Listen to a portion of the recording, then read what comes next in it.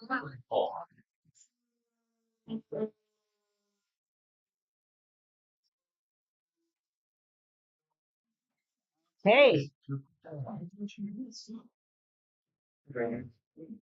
we're seeing we're gonna get started, so. It's all about renewable energy, Bob.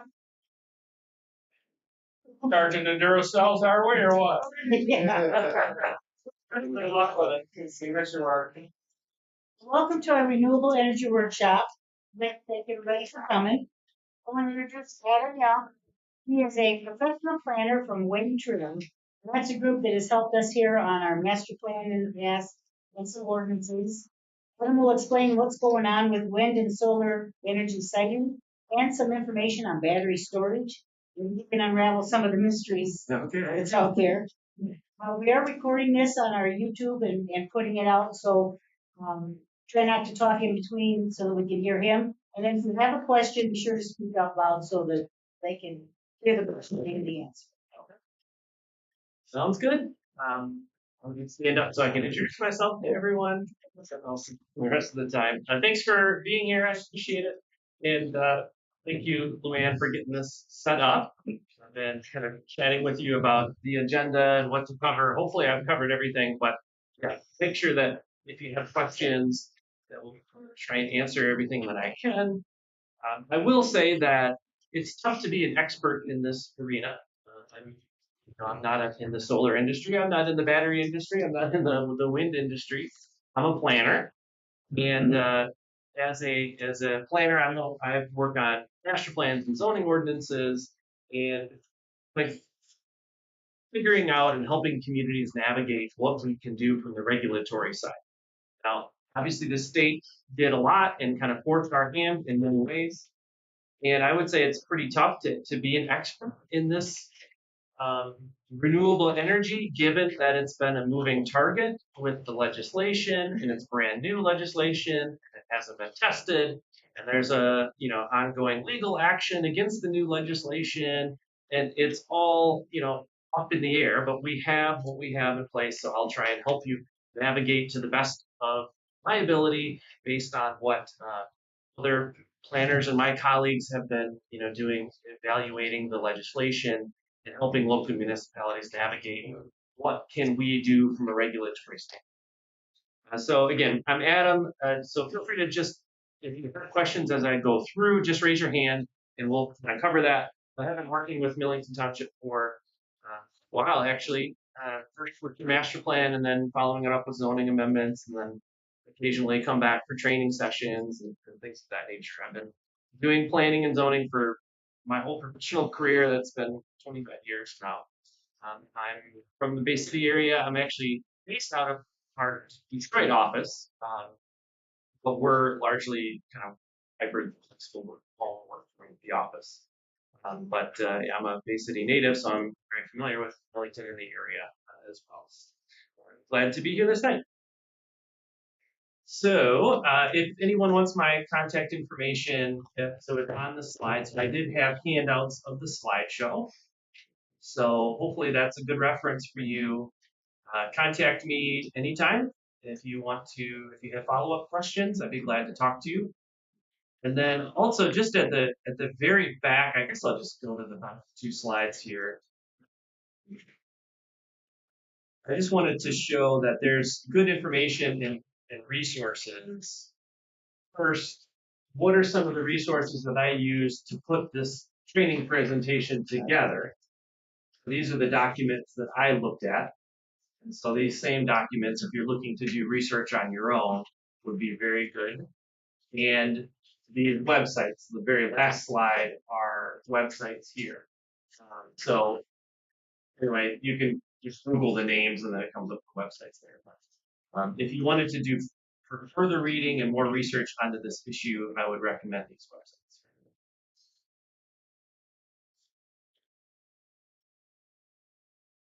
So we'll first talk about how about I'll stop for a second. I know obviously we have Millington Township folks in the room today. Maybe just by show of hands, who is from Millington Township?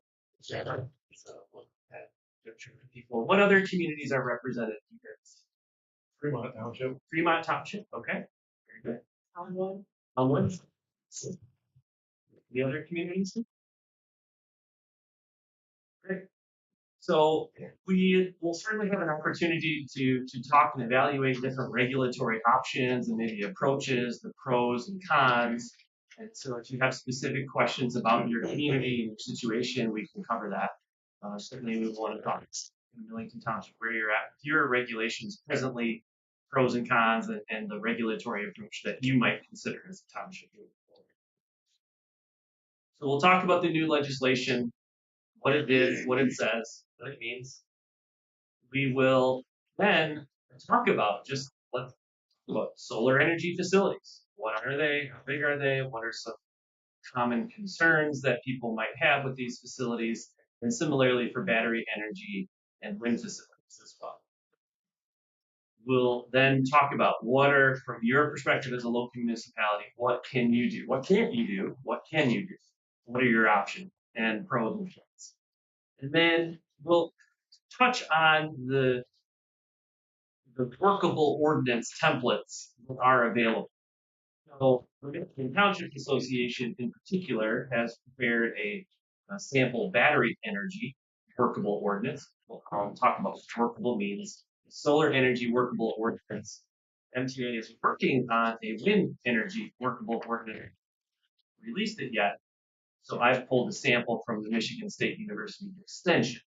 They have a sample wind energy ordinance. So we'll just kind of talk about those at the end, and then Q&A maybe at the end, but throughout.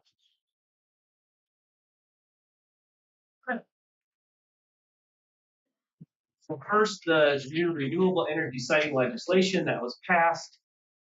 Two public acts that were passed in November of 2023.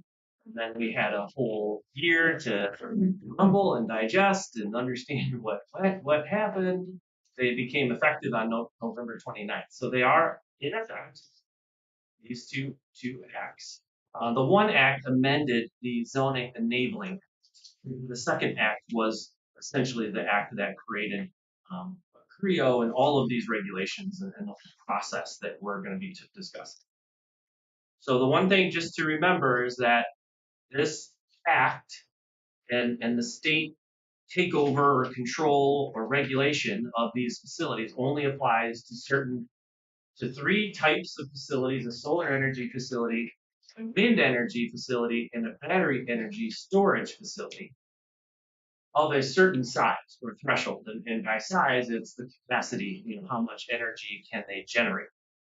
So solar energy facility of 50 megawatts or more, wind energy of 100 megawatts or more, and a battery energy storage facility with a discharge capacity are 50 megawatts or more, and an energy discharge capacity 200 megawatts or more. So the state did not or does not have jurisdiction, so to speak, over any of these facility types that don't meet these size thresholds. So if it's below the threshold, then you can regulate how you see fit. So, Adam, just for record in energy, what is megawatts of a circle? 2 to 5. Yeah, maybe bigger ones can even a little bit more than that. So yeah, if you kind of look at that, you're talking maybe 50 turbines or so it's a good sized facility. For solar energy facility to get up to the 50 megawatts, you're talking that you'd have to get into at least 100, maybe 150 acres to be able to have enough space to have enough panels that meet the 50 megawatt. And a battery energy storage facility, you don't need that much acreage, quite frankly, to hit the 50 megawatt. Maybe 10 acres, 20 acres of land, you can put a facility on that.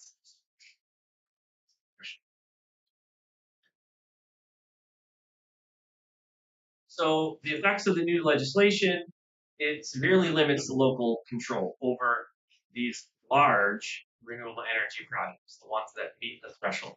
Essentially, a local municipality no longer has the ability to completely prohibit any of these large-scale facilities. In the sense that even if you adopt a workable ordinance and you deny it, they can always just go back to the state and potentially should approve through the state. It creates an option for developers to seek a permit from the Michigan Public Service Commission for large-scale renewable energy projects. So the Michigan Public Service Commission is the entity that the act has given the responsibility to the state level for reviewing and approving these projects. We'll talk about what that option means. So it allows for local municipalities to keep permitting authority over these large-scale facilities if you have adopted a compatible renewable energy ordinance, or a CREO. Probably you've heard that acronym, it's thrown out there, it's included in the act. So the act essentially says that a local municipality can adopt a compatible renewable energy ordinance. And once you have adopted any proposed facility, 75-acre solar farm, for example, or 75 megawatt solar farm, if you have adopted a CREO, would have to come through, they'd have to come through you and get approval through your planning commission and then subsequently the township board. But a CREO, per the act, says that anything that you include in the CREO can be no more restrictive than the standards that are contained in it. So there are setback standards that are outlined directly in the act. And you essentially, in adopting the CREO, you would have to replicate the same standards that are included in the act at the local level. So you can't be any more restrictive. Could we ask? I mean, Yeah. if it's close, could we ask? Hey, could we do this? Right. So your CREO itself could ask for more. Say, it's 50-foot setback is the minimum or what you can require per the act. And so your CREO has to mirror that and say 50 feet is our setback as well. But that doesn't mean they will be coming to the table, at least, if you have a CREO. And you can ask them, hey, there's a home on that adjacent property. Can you give us 75 feet or can you give us 100? You can always ask, but you can't deny it because they're unwilling to give you 75 But at least if they are complying with it. At least they let you ask. Yeah. And that's one of the benefits. We'll kind of go through the pros and cons of these regulatory approaches. One of the pros is that at least you have the opportunity to, deliberate with the applicant, and the applicant will have the opportunity, will be forced to at least hear citizen comments on the matter, and maybe, hopefully, they'd be a good neighbor and want to address that. So it is one thing that as a developer is not required to go to the MPSC and ask for approval from the state. If you have a CREO or even if you don't have a CREO, they can choose to still want to come through your local process. And many have indicated that based on the law and the time frame that the MPSC has given itself, essentially a whole year to review any of these applications, and the cost that's outlined in the act to go through the state process, that many developers would probably prefer and might consider it an easier approval process to go through the local municipalities. So developers are not required to go to the FEC. But as we said, if they get denied at the local level, they can always turn around and go back to the state. So state standards and requirements. So as outlined in the law, what does the state have, or what essentially are we looking at here? So if a site plan is submitted to the state for approval, they have to submit minimum informational requirements. The state, through the act, requires a decommissioning plan. The state also may issue a grant not to exceed $75,000 per the local government to $150,000. This, I wouldn't get too excited about this because this grant is really, the funds are only to cover the local government's costs associated with the intervention in a contested case process. And to be honest, I don't exactly know what that means. And any funds that you don't use in this intervention in a contested case would have to get refunded back to the state. So I guess a grant, but it's really not much. It's just money that you can maybe use to help in your proceedings as you evaluate what's the. Does that decommission plan have to, does that include money set aside for dismantling the project after a certain number of Yes, years? It yes. must be put aside in escrow. And Yes. So if a project goes through the state does require a decommissioning plan with escrow and continuing security.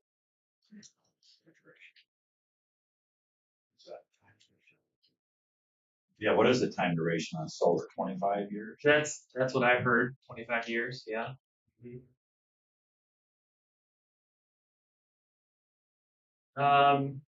Continued with the state standards. So if the project goes through the state process, that developer, and it's approved, that developer must enter into a host community agreement with the local unit of government.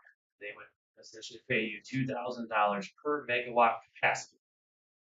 And this one is where the community can actually use this. This is, you don't have to give it back, but this money can be used for police, fire, public safety, or other infrastructure, or for other projects as agreed to by the local unit and the app. So a project that goes through the state does have you do benefit financially. So there's a limit on what you can use the money, but you can use the money for these items outlined. If a project is approved through the state, construction of that facility, once approved, must begin within 5 years.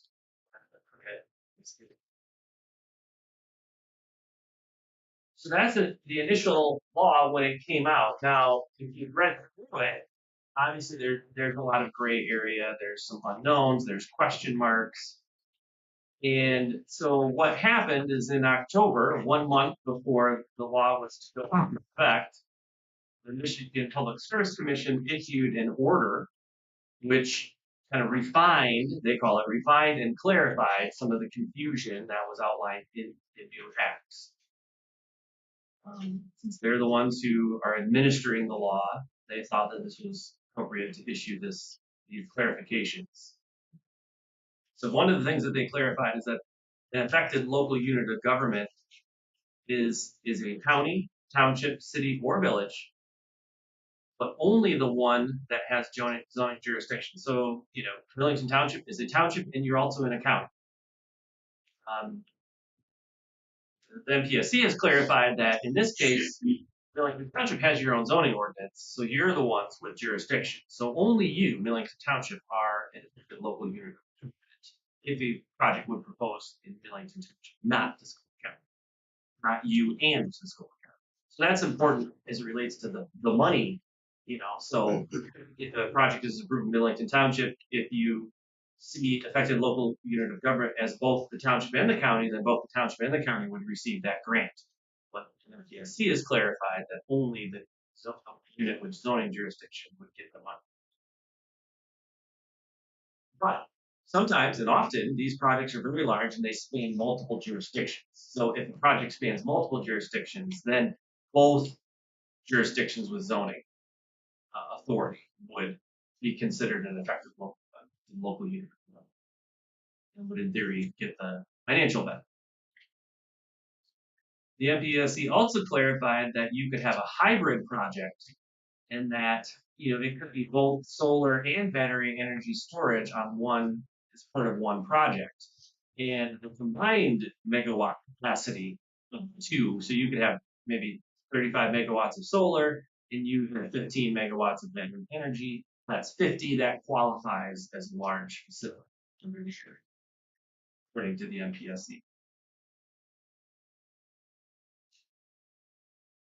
The MPSC also clarified that a CREO cannot address new concepts that are not expressly covered within the Act. So when the law first came out, people were like, okay, so I understand that you can't be any more restrictive than what the law says. So the law specifically addressed setbacks. So, okay, the law says minimum 50 foot, so our CREO has to say minimum 50. But the law doesn't talk about landscaping requirements or buffering requirements. The law doesn't talk about location requirements. It can only be on certain zoning designations within our community. So we can, in our CREO, add landscaping standards because that's more restrictive than the act because the act doesn't deal with landscaping. We can put an overlay. We can only allow it in certain portions of our community because the act doesn't address that, so we're not more restrictive. The MPSC order says that no, you can't do that. A CREO can only address those items that are expressly covered in the act.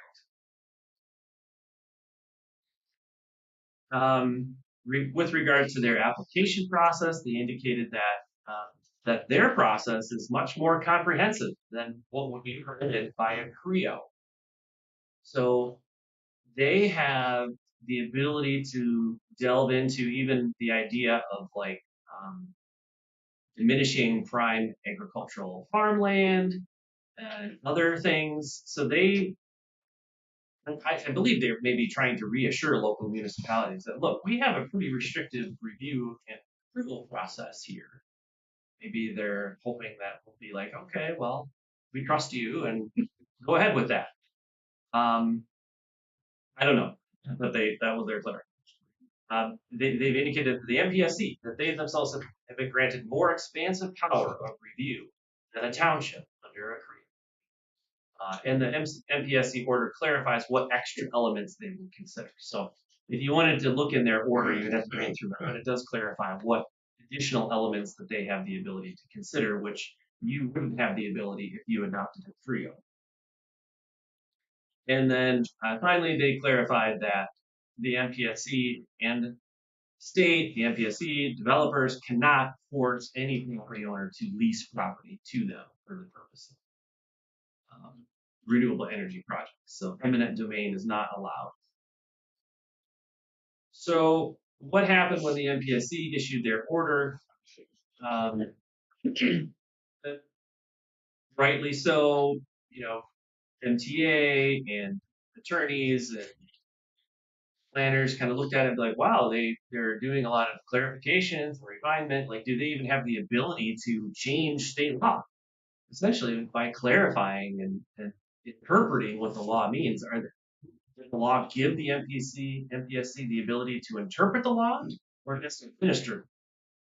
And they would argue, many argue that no, they didn't have the ability to make these interpretations and clarifications. All they're able to do is just administer how the law currently reads. So the whole issue of who's an affected local unit of government is it both the township and county. The law, the act itself, doesn't clarify. It's kind of a gray area. So who gives the MPSC the ability to say that it is only the township and not the county? So a number of Michigan townships kind of pooled together and submitted a legal challenge against the MPSC order. At this time, that legal challenge is still pending, but the MPSC order has not been rescinded. It is still in effect, and the state law has not been changed. So the pending litigation doesn't affect the order or the act rate. So as of today, without any court determination or say otherwise, both the act and the MPSC order are in effect and remain valid, and that's all that we have to work with right now.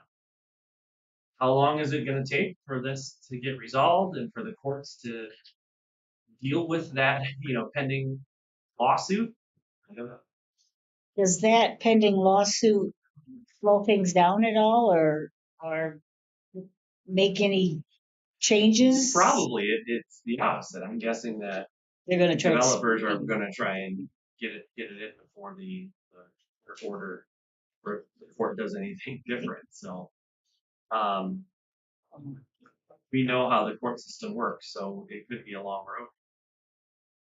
We also know that there was, after this law came out, right, there was an election right the year after, and so there was grassroots efforts to put this back on the ballot, and a lot of people didn't see whether we want to keep this law in.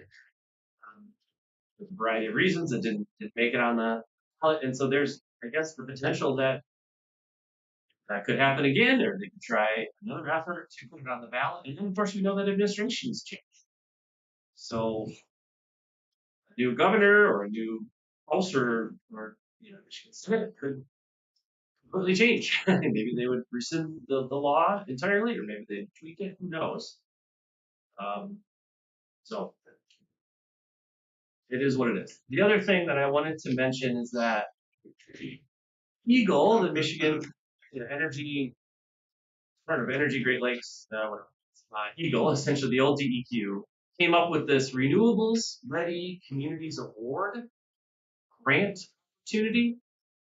So maybe as an olive branch to the local municipalities who adopt a CREO or maybe have a project that comes through locally that technically per the act, if it doesn't go through the state process, you're not entitled to get the local 2,000 per megawatt financial benefit. So this program was enacted so that the local municipality does have one of these projects come through is eligible for up to 9,000 per megawatt. But there was only 30 million allocated to that, and I just checked today, and from according to the website, 20.6 million has already been allocated. So there's only 10 million left. It's open. The grant program is open until funds are depleted, and maybe the state could, the next budget cycle, can push more money into that program. But there's no guarantee that that program would be eligible, say, 12 months from now, if you are one of the communities that happens to approve renewable energy projects through a workable ordinance.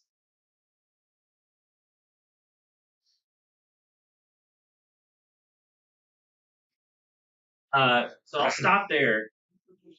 It's a mess. Any questions on the law or your understanding of it, or what have you heard from maybe your state senators or representatives or locally?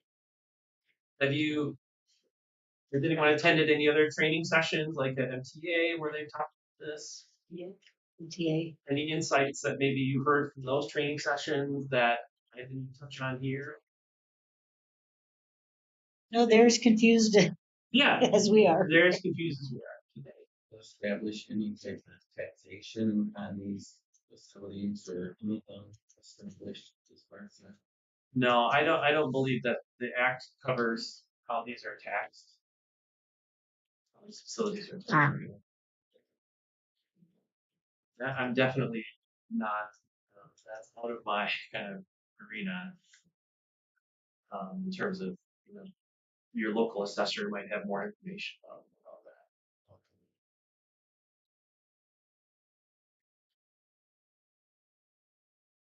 Any other questions about the law or the MPSC order?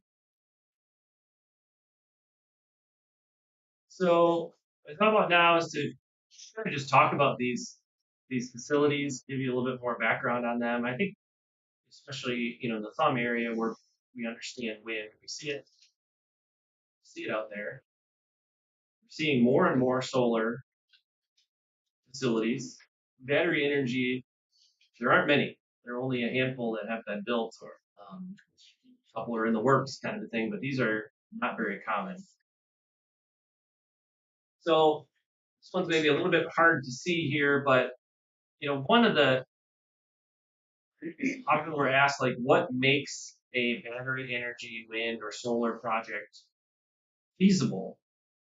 And a lot of it comes down to dollars. Instance, like how much does it cost to build the facility and also connect it to the grid? So it's really expensive to divert or connect to or build a new high transmission electric line to get to a facility. So that is obviously for the solar facility, you want it to be as close to the grid as possible so that you don't have to actually construct new lines to get there. That's the same for battery and for wind.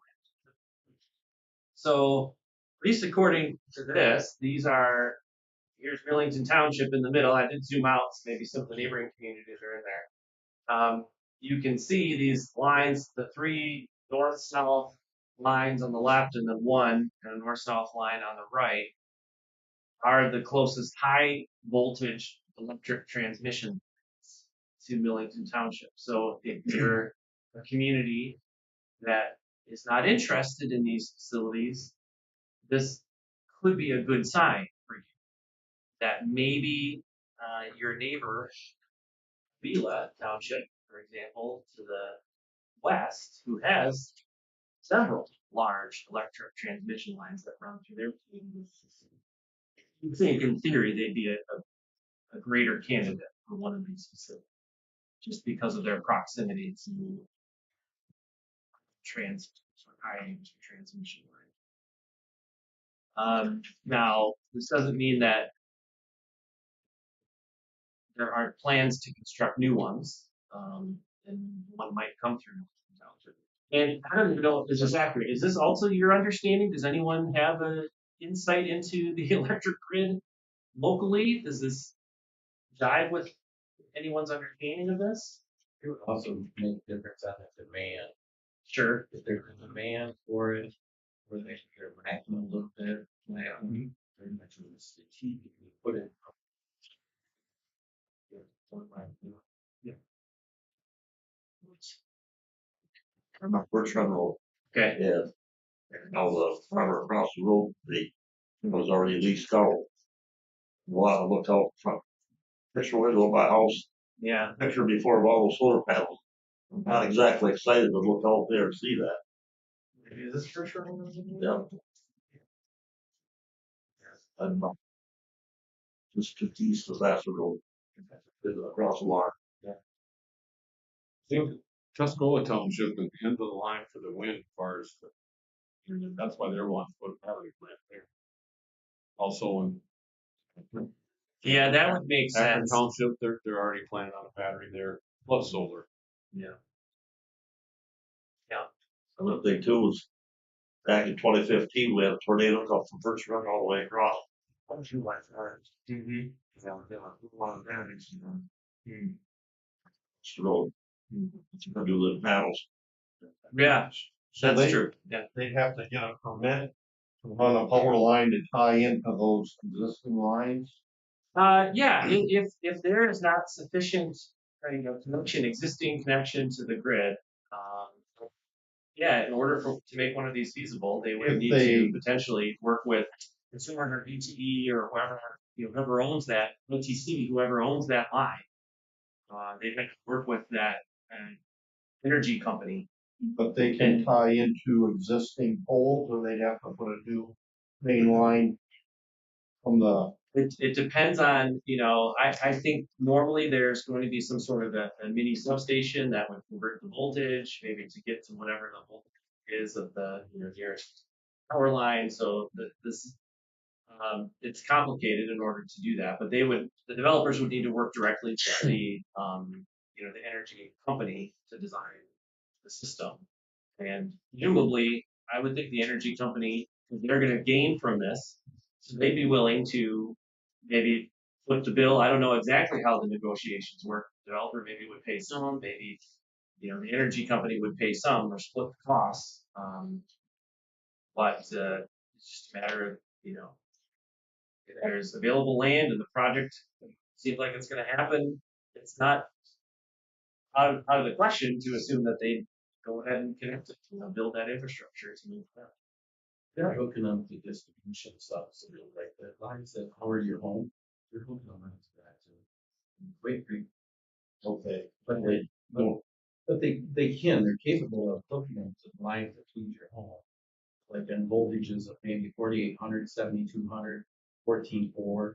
They hooked up 46,000, 138. That your transmission line, anything over 69. And I'm seeing quite a few of them hooked to distribution, just like the lines going to your house. The only problem with that, they're out in a remote area. The size of the duct for your lines are relatively small.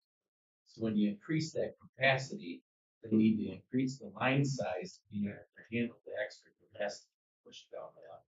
They could, even if they had to put a heavier line, they could put right on the existing. They can. Or they gotta get out different. Well, they own the right of way, so they're able to maintain, build, construct, or anything they want on their right. So then, That answers that question. just for the terminology, so distribution lines are, they don't carry as much power. They're the ones that typically go from the substation out to each individual home and business and all of that. They don't carry as much voltage. The transmission lines are the main lines, the one that ultimately they end at the substation, right? And then they're converted to a lower voltage. Correct. Usually transmission starts at 69,000 and runs up. Anything below that, you get to 46, that's sub-transmission, down to around 30,000 volts or 20 or 14.4, that's your distribution, just straight distribution. Okay. You an engineer? I work for a company that's a power company. Good, good. You have that We build expertise. some lines. Solar energy systems. So we know that there's more and more, and both DCE and consumers have big plans, right, to generate more of their electricity through solar panels. The numbers, they are what they are, but it's there. This is part of an expansion program, and they have the directive to have more of their power supplied by renewables. A utility scale solar facility can range from 500 kilowatts to 5 megawatts. Larger in capacity, 500 acres, 1,000 acres in size. And to really get to the 50 megawatt, as we talked about, you're going to need, a couple hundred acres probably to get to that size. But you start talking 100, 200 megawatt facilities, you can easily, span multiple jurisdictions, up to 500 to 1,000 acres in size. And of course, these are not contiguous because it's simply impossible to find 1,000 contiguous acres most places. So it could be just leasing up here and there that collectively within this 3 or 4 square mile area, you might be able to find 500 acres or 1,000 acres. I've heard talk, and I don't know if it has any validity or not, but that can a township limit, okay, we've got this many acres in our township, we will only allow X number of percent of acres to be covered with solar, or is that something we're allowed to do? You can do that in a number of ways. Well, first, you wouldn't be able to do that and call it a CREO. You could adopt a workable ordinance, and you could have a provision in there that says, and in fact, in the MTA sample for solar, there is one of the things that they suggest is page 3 of the solar workable ordinance. The aggregate amount of land to be used by all principal use solar energy systems allowed within the township shall be no more than 1,000 acres. So in the workable example from MTA, they even have exactly what you're suggesting. Okay. Or another way that you could do it is you could say we only allow it in certain zoning districts, and you simply only zone a certain amount of land as that particular district. So you kind of choose which zoning districts you would allow it in, and in that sense, you have that level of confidence that we only have 2,000 acres zoned that, so there's no way they can get more than 2,000 acres. And they can't go around that by going through the state to get. Yeah, well, that's where the issue comes I mean, in. because okay, you didn't zone it in your ordinance, but they still could go around. Yeah, that's where it comes in. If they choose to go look, if they choose to apply and come through your process and seek approval from you and work under your workable ordinance, they're smart enough to know to read your ordinance first. And if they see that 1,000 acre limitation and they're got it for 1,200, 1,200 acres, they're not going to even come, or they might come to you and say, hey, can you amend your ordinance for us? If it doesn't meet their needs, then yes, they can just go to the state. Other location considerations for solar, it requires proximity to power lines, ideally electric substations. The closer the better to reduce the cost of extending new lines to the grid. These are, acreage intensive, so you need a lot of acreage to accommodate solar. Um, you know, from our perspective, we'd rather have them put these on non-productive agricultural land. But maybe, there are certainly some sites that maybe have good land, good portions of that site for agricultural, but maybe there are bad portions that aren't conducive to agricultural, and maybe those are the portions of sites that could be leased for solar. Why isn't just put along the highways? On solar panels. There's unlimited acreage along the highways.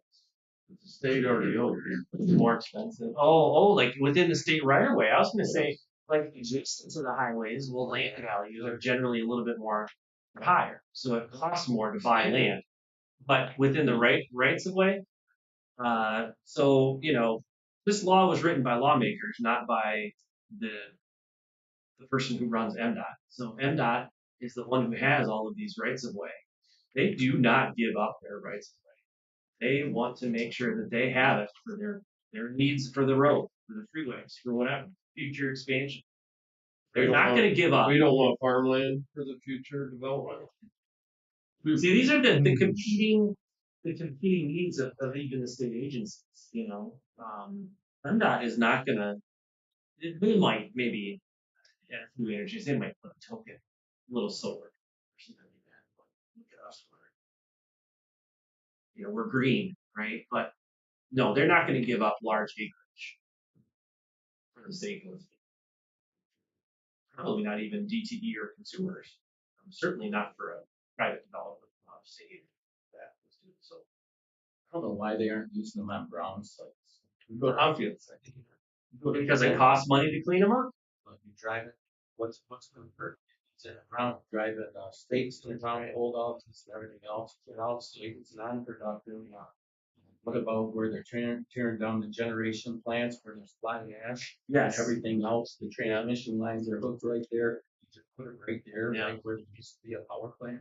Yeah, so certainly DTE and East China Township, the Bell River Power Plant, if you're familiar with that, that's being decommissioned. And it's a perfect location for solar, battery, all of it, because all of the grid is right there. But it's costly. It costs a lot of money to decommission these plants. But you're right. There just isn't, I don't think there's enough. In order to meet this renewable energy standard that the state has essentially dictated that needs to be met, you need thousands and thousands of acres. There isn't enough brownfield to meet the need. I think that's the bottom. So yeah, brownfields are being considered, but there just aren't enough of even those.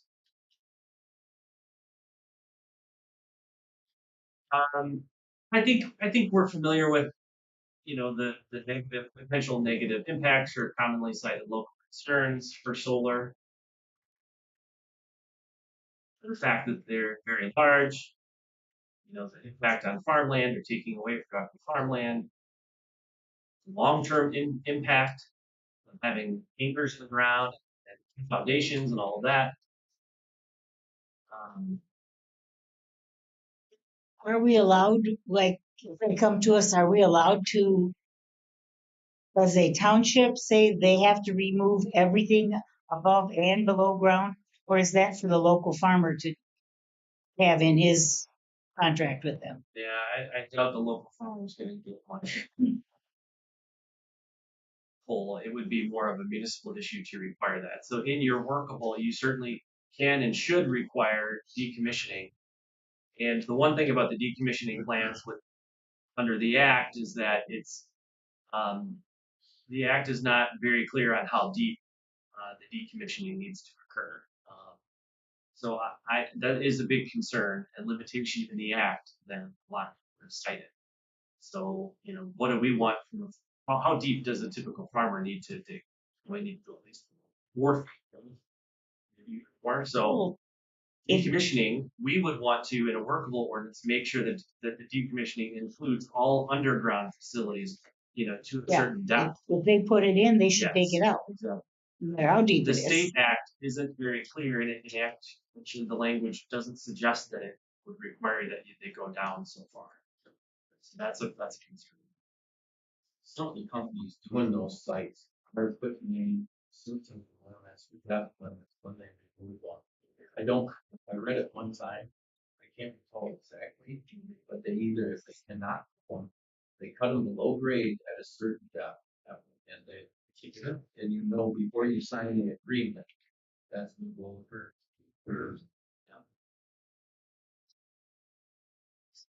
We'll get into some of these side effects as we look at the workable ordinance models. For battery energy storage, again, these are pretty new, so there aren't many examples. First, the same thing for solar is that there's on-site or small-scale solar or personal use solar, however you want to look at it. Most communities have dealt with that and are generally okay with that.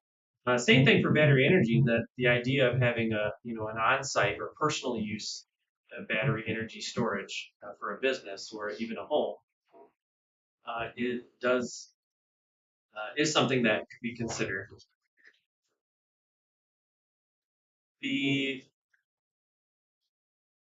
Basically, because battery is now becoming not as costly, it is increasingly being seen by the energy companies as a way to enhance grid reliability. So these are consumers is looking to deploy 75 megawatts by 2027, 550 megawatts of battery energy storage by 2040. DTE plans 1,500 megawatts by 2042. So we will be seeing much more of this. See the problem with that, if they catch fire, your fire department's going to pay for that. So they need to put that in their creo, that somebody's got to be responsible for them. Catching fire, you don't just put them out. Yeah. It's not really addressed in the law. No, it's not. How about contamination? Same thing. Same thing, it's not in the creo. It's not agreed. Yeah. It's not in state law either. Yeah.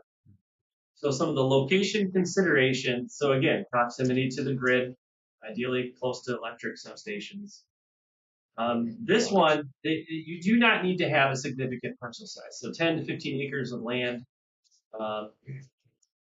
You can, according to this, you can put a 150 megawatt battery energy storage system on even 10 to 15 acres of land. So I guess it's good and bad in that sense, It really, this is, what they look like. It's a trailer park or even some storage units, kind of looks like that, or maybe just industrial warehouse buildings, really. And the look, so definitely industrial feel for this type of facility. Some of the major concerns that people have is the risk of fire, explosion, and gases. Some things that communities can say in a workable ordinance help to mitigate risk, make sure that they comply with national fire safety codes, building codes, electrical codes, make sure that they submit and adhere to detailed safety plans, specifications, require them to engage with your local fire emergency authorities so that they can get training on what to do, even help with so that come up with emergency response plan for if there was something. This is just according to the research that I've done on battery energy, is that the water and soil contamination is apparently only a risk in the case of an emergency or a fire.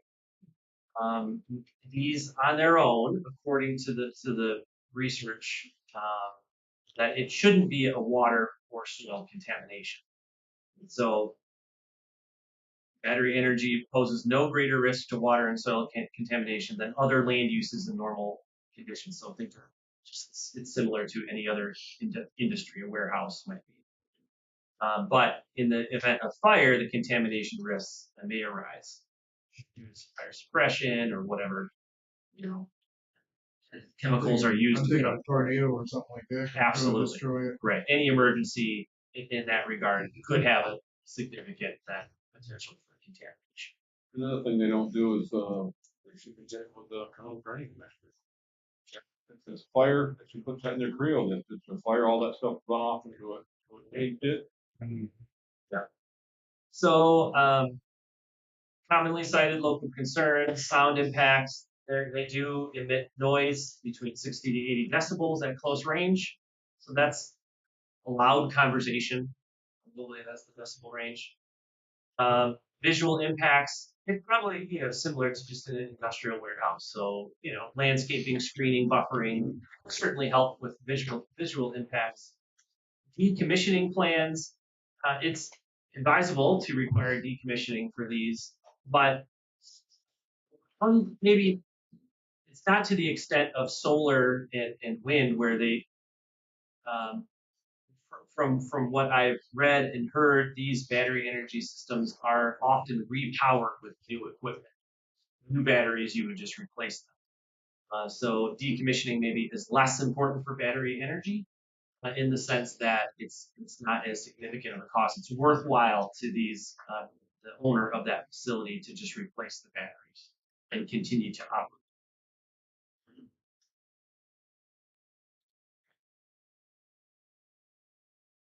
Any questions or comments, or what do you know about? Has anyone been to a battery? You been to a battery? Any comments or thoughts? What have you heard about these as well? Fire risk because it's so big and so uncontrollable. Right. Yeah. So even site design requirements such as spacing in between the different units is going to help. So that's one of the things that we can do in a workable ordinance to combat, try and minimize the risk, is to have them separate so that if one catches fire, it wouldn't spread to the whole. You keep saying in a working ordinance. Yeah. But they can just bypass the working ordinance. Yes, they can. Yes, they can. And you ask for too many things, they'll just go to the state. And we'll get to the pros and cons for the Creo workable or do nothing approach. Wind energy. Do we want to talk that much about wind energy? I think generally speaking, we're pretty familiar. Here's the wind energy map. Some conditions I've called out our resiliency area. Obviously, we're in the marginal wind power classification. You can see the thumb where it gets fair, but there's hundreds of turbines in the thumb there. So from the onset, the wind isn't quite as conducive in this particular.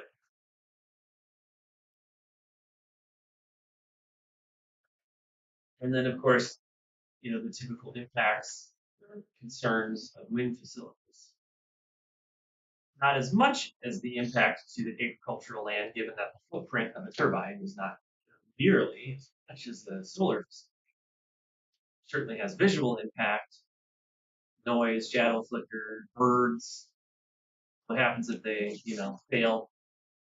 Decommissioning is also a major concern for wind.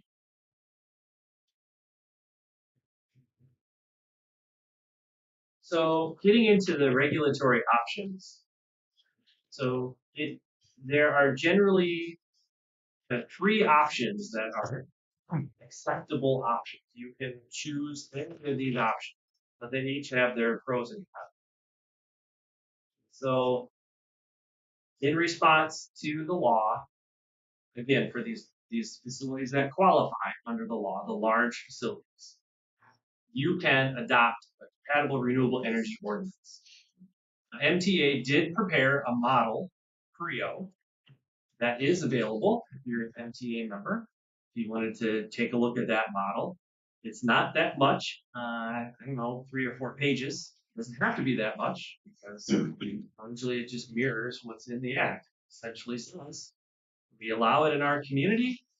It's subject to the same standards that are outlined in the act. If you adopt a Creo, this option, the developer would notify you first.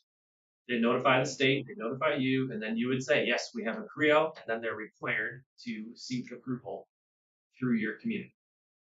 That means that the public would be engaged at public meetings. That means at the very least they're at the table, and you can ask them for things like, hey, let's be reasonable here. Let's push it to the side to avoid significantly impacting that neighborhood that's right next to you. So at least you can ask, but you can't, essentially, you can't deny it if they demonstrate compliance with the site standards that are outlined in the act. If you deny the project and you have a Rio, then the developer can just go and seek approval through the MPSC.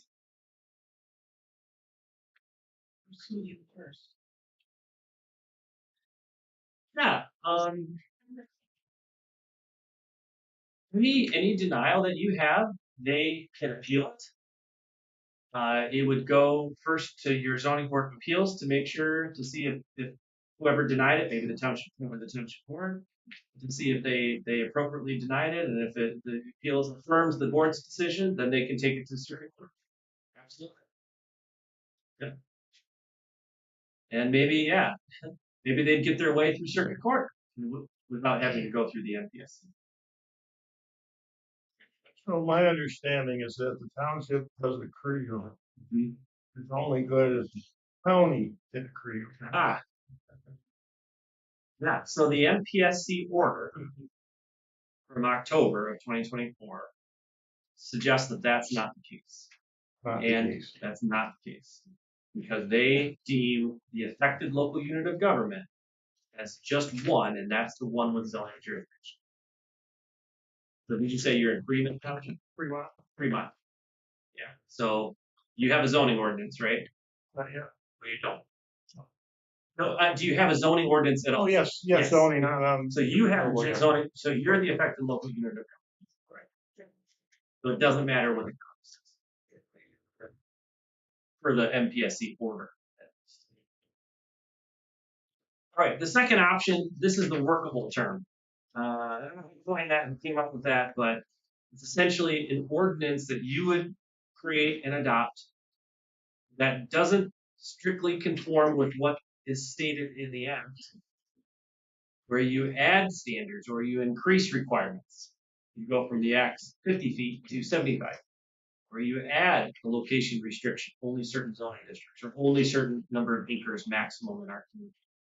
Or you have to do landscape, or you have to do decommissioning underground to 4 feet. So these are things that are outside of the act. But the term workable comes from trying to design it so that it still is maybe seen as an attractive option by the developer, so that they will come through you locally instead of going to the MPSC, so that you can, in theory, get a better project because you have better standards that you have put into place that have the decommissioning that you see better option. So you said we can ask for those In a workable things ordinance, in a workable you can ordinance, put whatever setback you want, and then they come and talk whatever about it. requirements you want. So, and in this case, the problem or the challenge is that workable. Who determines whether it's workable? Ultimately, it's the developer. They're going to look at your workable ordinance. They're going to call you and say, "Hey, we want to do a project in your community. We're going. We don't know if we want to go through the state. Do you have a workable ordinance? Do you have a CREO first? No, we don't have a CREO. We have a workable ordinance. Okay. They're going to look at your workable ordinance and they're going to determine whether they can live with it.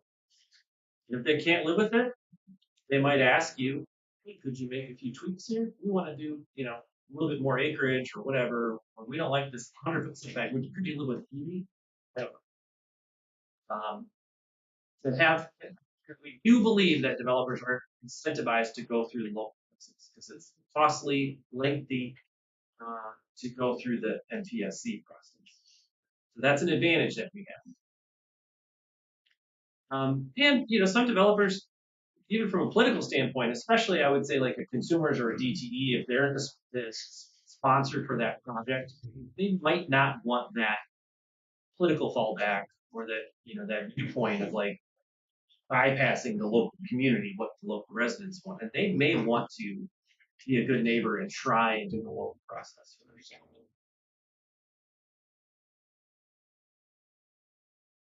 themselves. The third option is the do nothing option, and this is also a valid option. And we'll talk about the pros and cons on the next couple of slides here, but you can choose to not regulate these large scale facilities. Generally speaking, so in your zoning ordinance, zoning is set up, it's permissive by nature. So if something is not listed as being permitted in your zoning ordinance, it's prohibited. So if your zoning ordinance right now does not address or allow battery energy facilities, then technically they're prohibited in your area. And so you can essentially choose that that's what we want. We're not allowing it. It's not workable. We're not adopting the CREO. We don't allow it per our ordinance. So if you want it, you got to go through the state. We're not even going to give you an option to come to us.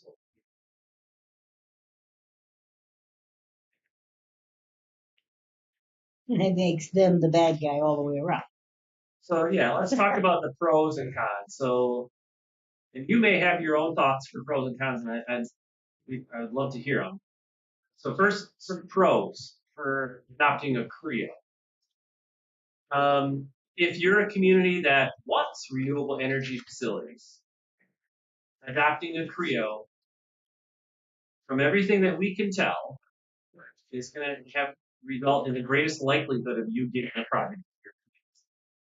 Now, if you're closely connected to the grid and it doesn't cost them, all things being equal, if a project is feasible in community A and it's same conditions still feasible in community B, we think that the developers are going to choose community, whichever of the two communities has a CREO, because it's cheaper, quicker to go through a CREO. But CREO is the only option which guarantees local review. If you have a workable, they can choose not to work. And if you don't have an ordinance or you just prohibit it, then they're definitely not going to come to you. So there won't even be an opportunity to have dialogue, really, with the developer. So if you really want that dialogue, then you could see maybe the CREO as a goal. And if you have a CREO, there's gray areas. Some people argue with this. For everything that I can see in the law, if you have a CREO and you approve something locally, you're not eligible for the guaranteed NPSC $2,000 per megawatt. I don't believe that you get it under a CREO because the Act says it has to be permitted by the state in order to qualify for that $2,000 per megawatt. But the CREO, at least while funds last, the Eagle Redevelopables Ready Community Award, if there's funding available, you are eligible for that. Okay, what about the pros for workable? If you have a workable, it may result in more community benefits through more stringent regulations. And we think that there are incentives for developers to choose the workable as opposed to going to the state in comparison to that lengthy or costly state process. And the workable, if one is approved, you are eligible under the Eagle Renewables Ready Community Award grant program, at least while funding is available. The pros for deferring to the MPSC, basically saying we're not going to adopt a workable, we're going to prohibit it. So anything has to go to the state. I mean, from a political standpoint, maybe you just, I want to push all the blame. The state took our authority away from us, so you deal. And you get, you put the back from our constituents here. And so in that sense, I guess that could be a pro. Yeah. Especially if the counties and the townships win their appeal. We think that the state, was walking the whole thing. How far into it they are, 4 years down the road, maybe there's a chance for that appeal to win. Yeah. And then it's all on the state. Yeah. This option is the only option that guarantees that any project, if it happens to be approved in your community through the state, we still get money because you get the $2,000 per megawatt only if it's permitted by the state. If it's in your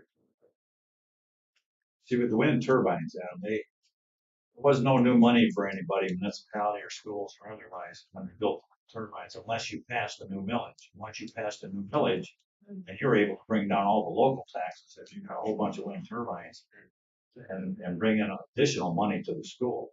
Yeah. And so that's a chance of, I'm assuming that if there's enough value on the damn solar farm, that you do the same thing. Right, sure. Another pro, I mean, this option, the third option, deferring to the MPSC, there really is minimal time and effort needed to create and adopt any ordinances. You just kind of do nothing. So there's, I guess, the upfront cost for the municipality. You don't have to worry. But then the cons. So what are the cons? So back to the CREO. So it's the opposite. If you're a community that maybe does not desire renewable energy systems, we do believe that if you adopt a CREO, you're the greatest likelihood of actually getting a project in your community. In order to adopt a CREO, there is an MTA model, but you still have to spend some time and effort tweaking that CREO to come to fit your community and getting that adopted. Again, as we talked about, you can have a CREO, but you can't do anything in the CREO that is more restrictive than the Act. From a political standpoint, I could imagine the political cost of having a CREO. Most people don't understand what a CREO is. It'll come through locally. Hundreds of people will probably come and be interested in this.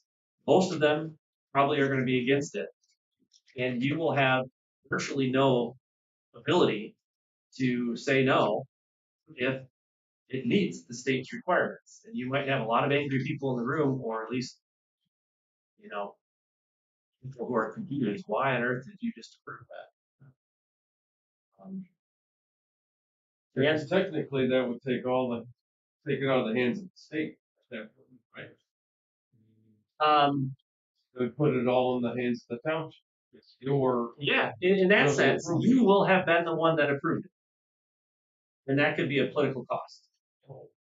Yeah, because people will look at you like, well, you're the board that approved it. And you may say, we had no choice. The CREO, it is what it is, right? But people may not understand. From a political standpoint, that could be a definite con with the CREO option. And you're not eligible for the whole community agreement, that $2,000 per megawatt. If it's approved under the CREO. Now, I do know that the MTA model CREO, there is language in there that asks for the community money, but I don't know. That'll be probably one of the first lawsuits on the first CREO that's actually done. I bet developers will challenge that right away.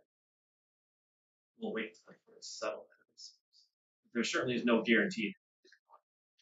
The cons for a workable, I mean, it's going to take some time to prepare workable ordinance. We do have the samples, which is starting point, but it will take you some time and effort to do that. Workable is in the eye of the developer ultimately, and even if you develop one and pass one, they can still bypass it. And you're not eligible for the host community agreement. The cons of deferring to the MPSC is that you get no local review of the project. So you can't even ask for concessions. And even deferring to the MPSC, maybe the political cost is that your citizens see that as maybe you're just giving up. You're just conceding our local control, giving it to the state. Why aren't you fighting for it? Any other thoughts for kind of pros and cons for any of these options? Yeah. Well, I'm kind of thinking, I know MTA came out and said that they wanted to get local proclamations or whatever that said they were opposed to these, laws with that tax going through. Yeah. So then they went through. Yeah. So then how many cities and townships or counties and townships then got involved with the appeal? Because I would think that the vast majority of counties and townships would have appealed it. The whole thing would have been done. Yeah. Yeah. MTA did take a stance against this legislation. Many other entities did, like the Michigan Association of Planning, took a stance against this legislation, not wanting to take away local control. As far as that legal, that was something that was pretty quick that happened. I know there was maybe a letter that was sent out to every township in Michigan. You didn't have much time to make a decision, and they asked for money. Like you had to actually pay into it. That's probably the reason why not every community in the state decided to attach their name to that legal challenge, because you had to pay for it to be a part of it. But that's the way our system works, isn't it? That's unfortunate. So Adam, with your experience, what's other communities doing? Or is it all over? I had a was somebody working with a client who thought they wanted to do a Creo, and they got down the road and they realized they don't want to do Creo because of the cons we had. So I have not worked with anyone who's adopted Creo at this point. Okay. One community thought they might, and then decided not to. Was there many workable? Yes, I would say probably just because it takes time, that there are many more communities who have simply done nothing. So like technically right now, Millington Township, you haven't done anything. So there's more of you out there who just haven't done it, and they're maybe just waiting to get more clarity, or for that legal action to happen, or that ballot proposal to be taken care of, or the next governor to be elected, and hoping that it just goes away. I think it's valid to do the option 3, do nothing. I think that's okay. I think it's a valid option. It's not for everyone, but I think it's reasonable. If a client comes to me and says, no, we don't want to do anything, at this point, we're just going to defer everything to the state, I think that's reasonable. I think partly because it seems like the developers are going to choose maybe the Creos first. That's where we're going to locate. Maybe the workable second, or And the transmission lines, I think. Yeah, and the proximity of that, like it's more to them. It's the combination of the location advantage and the Creo is what's going to be the determining factor. And so if you happen to be, maybe Millington Township is somewhat blessed in the sense that you don't have the high transmission electric lines coming through your community at this moment, and the fact that the MPSC process is lengthy and costly, that maybe you're okay for a while. But ultimately, probably the best option is to do a workable and to choose what you want to regulate. But at the end of the day, What makes sense? MPSC still has to find work. MPSC still has. Whether which one of them you pick up there, if they really want to come through there, they just go back to the state and you're done anyway. Really, the Creo is the only one there where they don't have to go through the state, and you're kind of bound if you have a Creo to approve it if it meets state standards. But with the workable or the deferred, they're going to do what they want. Ultimately, they can.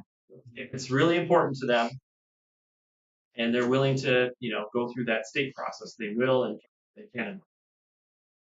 So I think it's a reasonable option to do nothing for the moment, but ultimately, I think most will probably choose to do the work so that at least they can.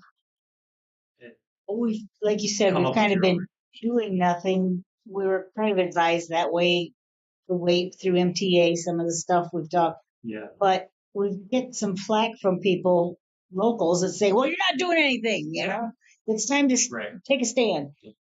So we're kind of stuck between a rock and a hard place. Well, that was part of the reason why we wanted to have today's workshop, was to be able to share with community members, so that if the choice of the planning commission is to do nothing, that it's an intentional choice. Yes. And not by default. Right. Yeah, that it's not being done because we're lazy or we don't want to deal with it. We have There's searched actual advisement. valid reason why we don't want to adopt a Creo, for example, and maybe we're not quite ready for a work, because we believe that Our situation is that this is the least likely for a project to come through us. There's an awful lot of farmers that have been pressured and approached. This is actually a moving target because depending on who's in office, I mean, they could come through and say, we're not gonna have this. That's true about everything. Yeah, That's true about everything. But I'm Yeah. just saying. It is slowing things down right now Yes. due to the current administration and their refusal. Mhm. Some of these projects usually have rolled out that was supposed to start. Because of the federal funding and administration and There's a lot of them. fear that probably the developer, are not getting the federal financial benefits and cost savings and tax benefits and that kind of thing. If you were to have a workable one, then on the decommissioning side, can the township hold an escrow? Yes, it would be through the township. Yeah. If it's a workable and it's approved by the township, then the township is the holder of the security. Like, actually, we could have this. Yes. Because when it got to that point, they Yeah. just close up the Well, they would certainly like to and not have to pay the cost cleaning up their mess. Correct. Yeah. Any other thoughts or comments about the pros and cons? And I wish I had better answers.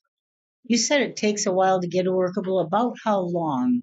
If a township's, got started and worked on it fairly diligently, what, 6 months, 3 months? I think 6 months is probably at the high end. Maybe this minimum would be 3. So let's say 3 to 6.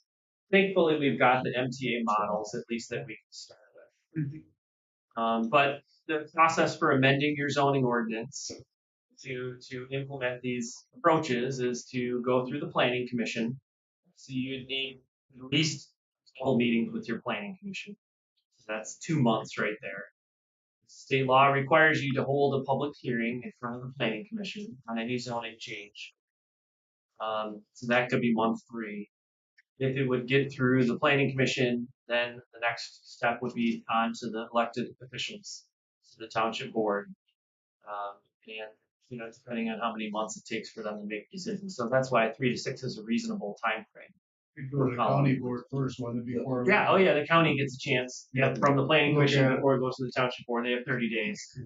I don't know if they probably won't have much to say, especially if you're using a variation of one of the models from MTA. So yeah, 3 to 6 months, in all likelihood. I guess a question that I have for you is, your landowners have been approached, but have any of the municipal leaders? Maybe you don't have to answer this. You don't answer this, but this could be. Have you actually had inquiries from developers? Zoning administrator, I've gotten several calls that have asked if we have updated our ordinance to provide for any of these commercials, but so far my answer has been no, not yet. And But when those calls come in, they usually don't identify who they are that's calling, so I don't know who's been. Yeah. But we did extend, Luann, correct me if I'm wrong, but we did extend an invite to those that we know to be large landowners. Yes, we sent letters to the farmers, the larger owners. I guess stuff to jail a couple times a month. Yeah. They just throw it away. Yeah. I mean, do you get the sense that these are like viable, or these are just totally speculating to see? I'm not even interested in it, so I throw it away. Some of them have. State, out of state, from what you tell? I think most of them's out of state. Maybe a couple from Florida. Have you heard anything about the big lawsuit? About its progressing?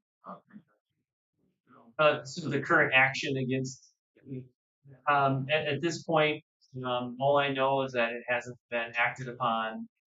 It hasn't also resulted in a stay of the act or the MPSC order. So the act and the order are both in effect and valid.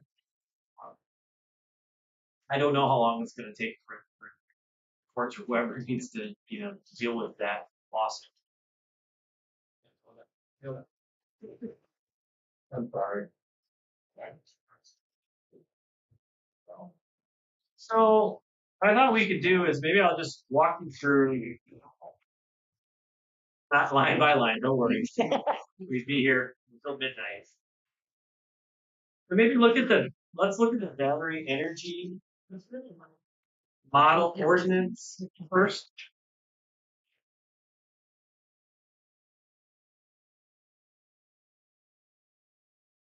So the battery energy, I put a footer at the bottom. So MPA sample workflow ordinance for battery energy storage. So just kind of walking you through this a little bit. So this would be an amendment to your zoning ordinance. And of course, this is just a model or a template. So you have to, if you're going to take this on, like this talks about the I-1, the I-2, and the I-3 industrial zoning district. You may not have an I-3 industrial zoning district. So it has to be customized for your community.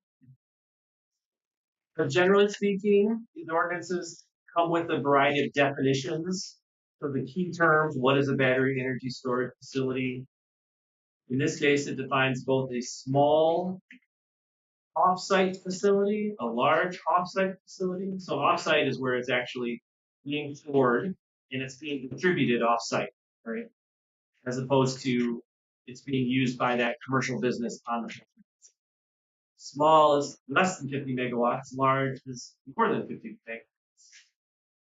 So in this model for the battery energy, if you chose to do this model, you could have regulations both for the ones that don't qualify for the state and the ones that do qualify for the state. Or you can choose just to regulate the ones that do qualify for the state. You can still continue to prohibit the 30 megawatt battery energy devices.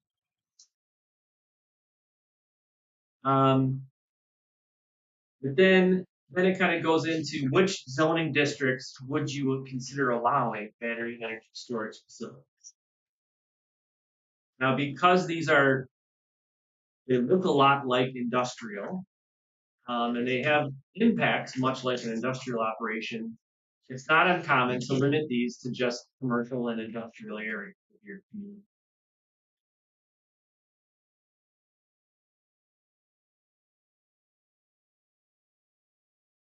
And then starting on page 2 and continuing are the site standards, the site layout standards.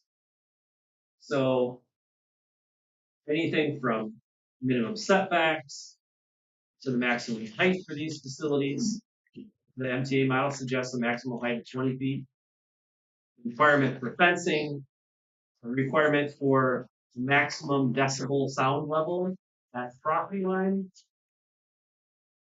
lighting requirements, and then kind of the impacts of battery energy storage. So here's where we get into some of the things that we were talking about, the emergency safety requirements, emergency response, fire, and all of that. So essentially what this model says is that they need to design the system based on these safety standards. They need to develop an installation and operational, the installation and operation of the facility has to comply with these safety standards.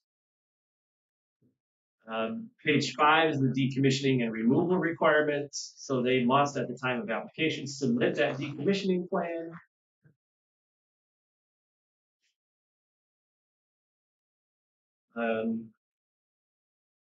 On page 6 is, okay, when you apply to us, here's the information that you must give to us in order to allow us to evaluate your request. A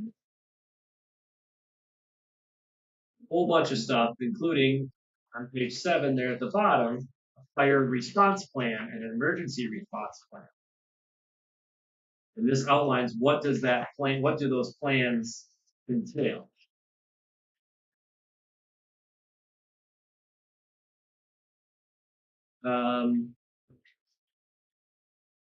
And other information. And then finally on page 10, there's a section on site battery energy storage systems. So if you wanted to consider allowing, again, like a business or maybe even a home or a school, the ability to have an on-site battery energy system could be relatively small. You can choose to allow that in your zoning ordinance, but that has nothing to do with the state act.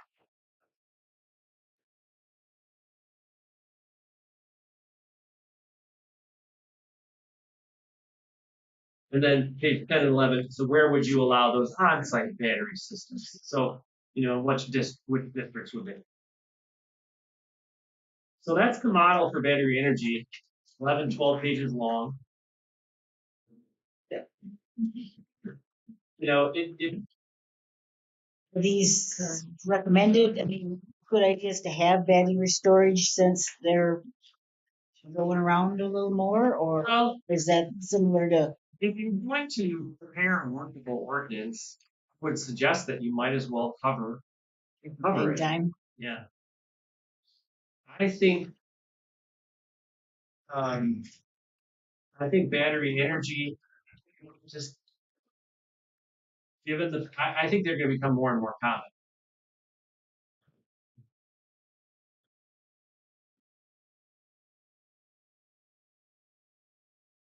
So I don't see, maybe you might choose not to regulate wind if you don't believe that wind is your conditions are conducive to wind. But if you're going to do solar, you probably should do battery as well. Go hand in And hand. sometimes there's a dual purpose. You might have a site that has both battery and solar.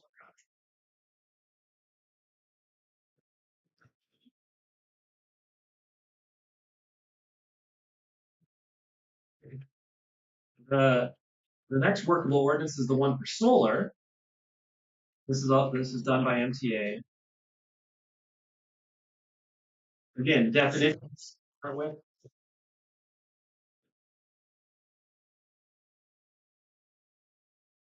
And then starting on page 2 and 3 is here we're define in what locations could we allow these. The definition they use, or the term they use, principal use solar energy system, which is essentially the large scale solar energy systems. So, you can't just say only our industrial districts is where you can have solar. That is not workable. There just isn't enough land or acreage, I'm sure, zone industrial community to make this realistic. So you're going to have to consider opening it up at least in order to make it workable to your rural or agricultural areas of your community. So your agricultural zone, rural residential zones. I mentioned, as you asked, Luann, at the bottom, very bottom of page 3, is that provision in the MTA model about coming up with a cap of the total acreage in your community maximum that could be dedicated to principal use solar energy systems. MTA throws in 1,000 acres as a consideration.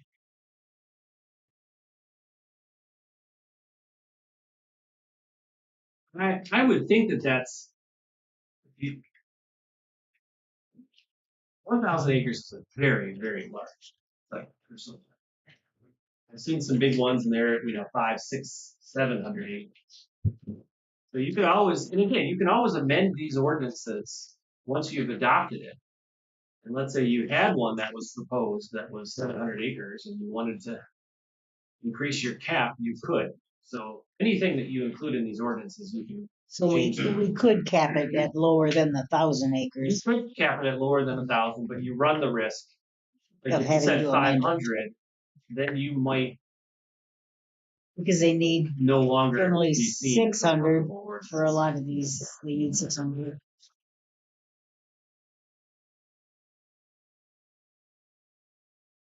On page 4 starts the application requirements. So what must you submit when you apply to us?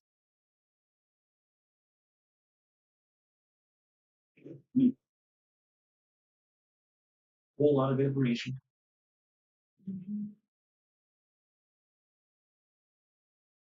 Also, for solar, fire response plan on page 6, emergency response plan on page 6,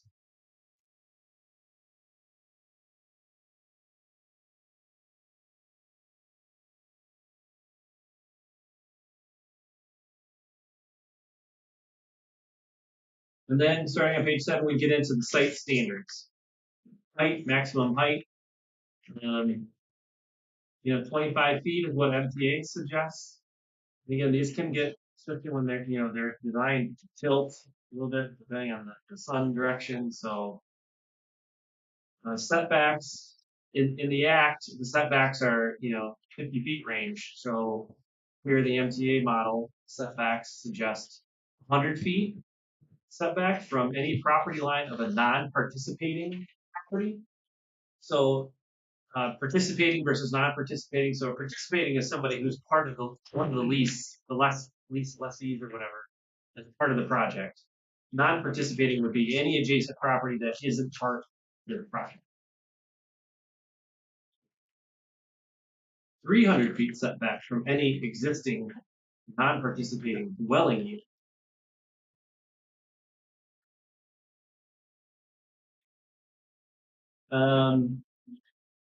Fencing requirements, viewing and landscaping requirements on page 8. The ground cover is pretty interesting because that's something that can be concerning about this, like what's going to happen underneath the panels. And it refers to this whole ground cover at sites not enrolled in TA 116 shall be accomplished through a dual use as defined in this ordinance. So just if you go back to page 1, it defines what dual use means. And it gives you, here are the options for the ground cover. So like a pollinator habitat, conservation cover, forage cover, or agrivoltaic cover. So different options for what the ground cover underneath the panels would need to consist of. If you get a property that's in P 116, can you solar in there?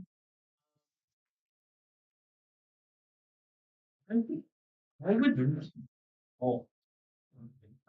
What is the reason? In the sense that you could still farm a property that has solar panels. Oh, solar panels I see, they're pretty close together.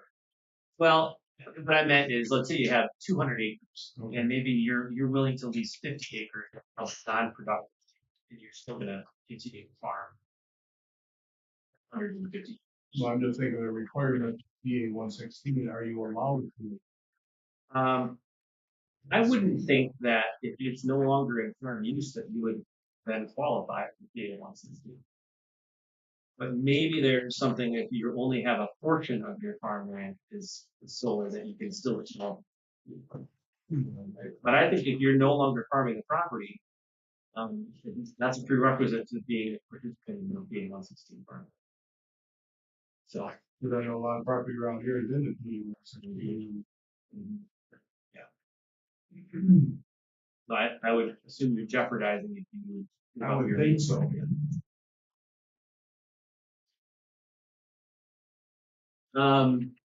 Other standards, continuing on here, including also decommissioning, same kind of thing. You would ask about like a surety bond, right? So that's at the very bottom of page 10.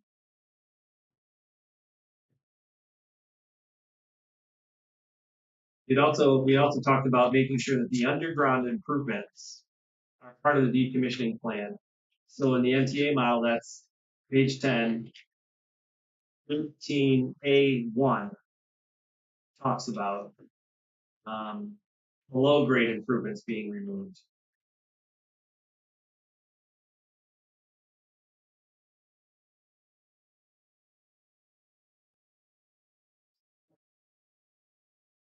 Yeah, and even specifically saying any structures up to 48 inches below grade shall be removed for dispute.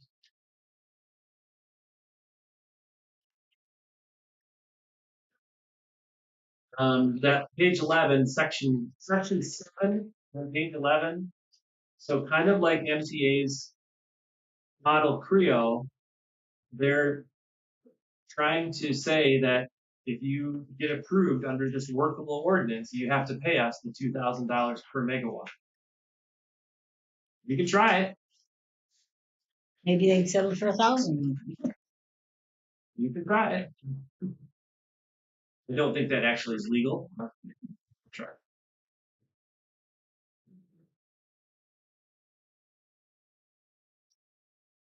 The third one is the wind energy. This one isn't from MTA because MTA was still in progress, still working on their model wind energy ordinance. But this one is from the Michigan State University Extension. They do good work as well. Without kind of going through it, it's similar kind of thing, right? The difference is they're going to have, just like solar and battery, the decommissioning plan, the surety bond requirement, safety requirements, tons of information that need to be submitted at the time of application. But the wind is also going to deal with things like shadow flicker and bird impacts and lighting and that kind of thing. Obviously, setbacks much greater. For making sure that those are designed to lapse upon themselves. And,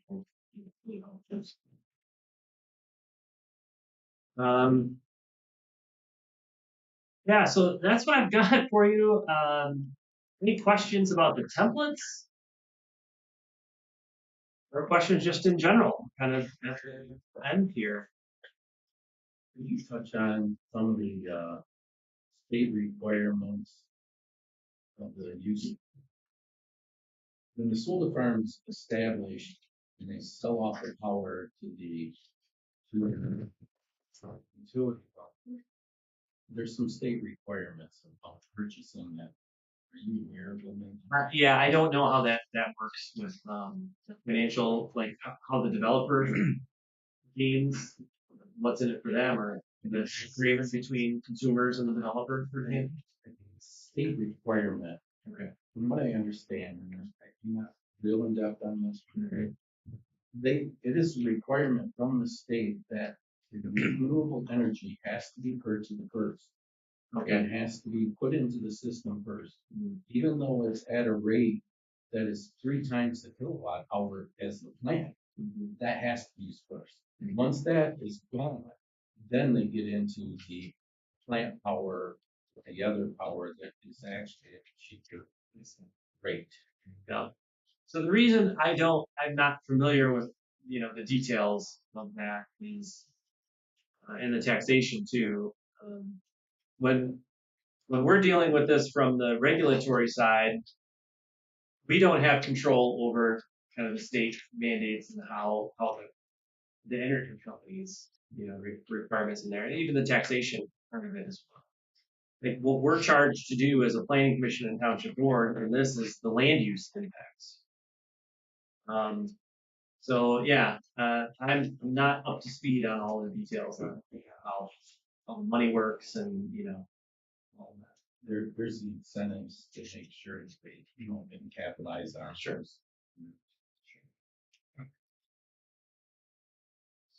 So Matt, what you're saying is they have to use the more expensive stuff first? The renewables always have to be used first. It's a state law. That might be a little bit off from what I'm hearing. Yeah, I've heard people Some meeting. complain, if you're doing so much renewable, how come my energy's going up instead of down? Well, it's because it costs more.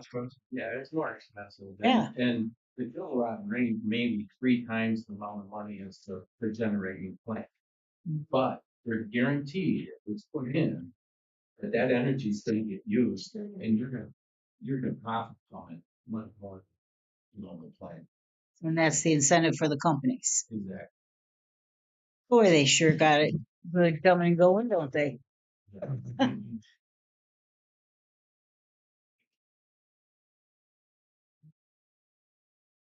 Any questions from you?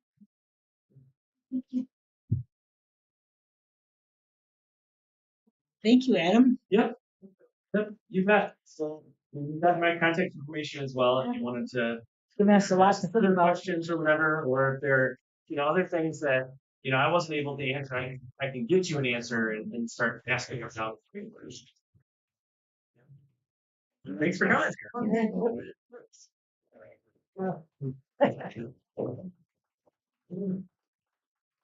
There,